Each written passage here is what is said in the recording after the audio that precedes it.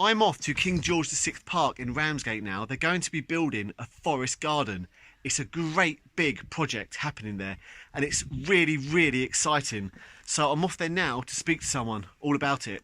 And we're going to need volunteers to help with this. So let's go and see what it's all about.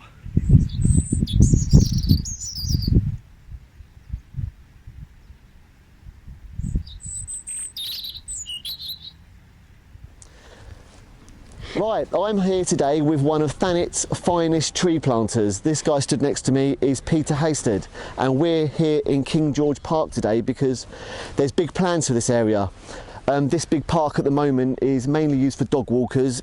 It's on a bit of a slope, so it's not that good for ball games, and this area is going to become something really special and magical, and Peter's going to tell us about it. So, Peter, Hi, Nick. What are you going to be doing with this area?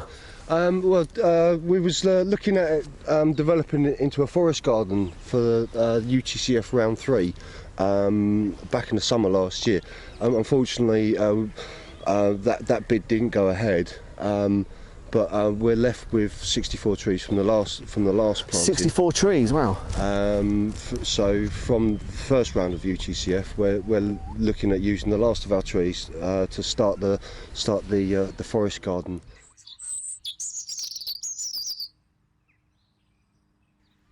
So much thought and planning has gone into this project. Now Peter really knows his trees, it's really impressive, and something important about this particular project is the diversity in tree species, and that's something Peter's making a real effort to make happen, because with diversity we can increase how good it is for our environment and how good it is for our wildlife.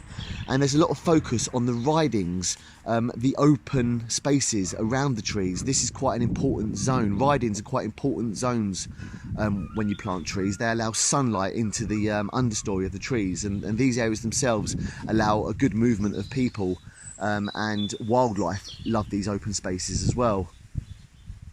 This forest garden is going to bring so much biodiversity to the park, and not only that, it's going to make it such an exciting place to be.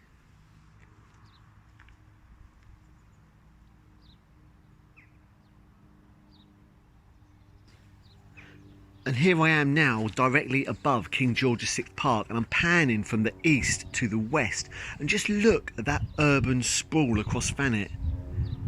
It really highlights how important these kind of projects are.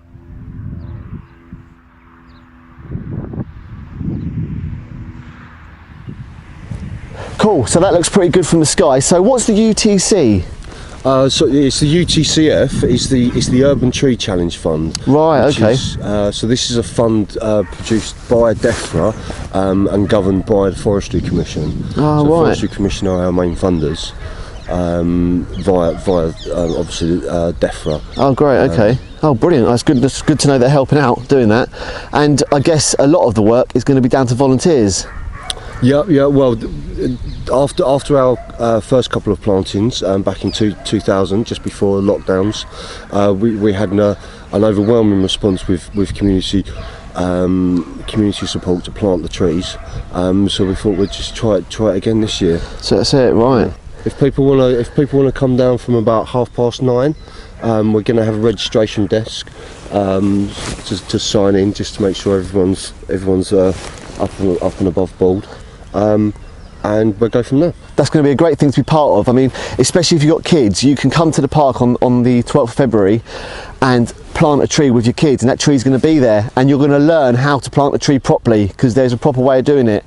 So what better thing to do? You're going to be helping out, you're going to be encouraging biodiversity, you're going to be trying to do your bit to save the planet, you're going to be part of something special, and you're going to have a tree that you can say you planted. And when you're visiting here with your great-great-grandkids, you can tell them, we planted this tree. So there you go, nice one. Well, thanks ever so much, Peter, for taking the time to talk to me today, and hopefully we'll see plenty of volunteers at the event. Hopefully, yeah. Cheers, guys. Look forward to seeing you there. Bye-bye.